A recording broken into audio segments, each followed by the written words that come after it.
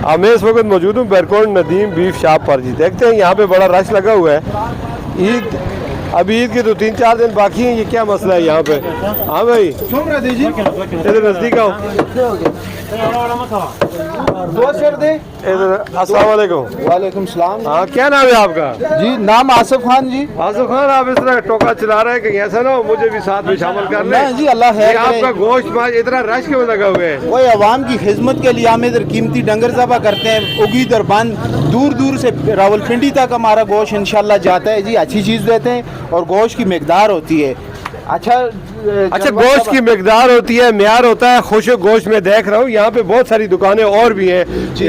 बल्कि 8-10 दुकानें हैं। इधर हम जब डंगर ज़बा करते हैं सब लोगों के सामने ज़बा करते हैं इंशाल्लाह, सब के सामने तकबीर पढ़ते हैं। इस वजह से साफ़ सुथरा काम होता है, सब लोग यकीन से आते हैं।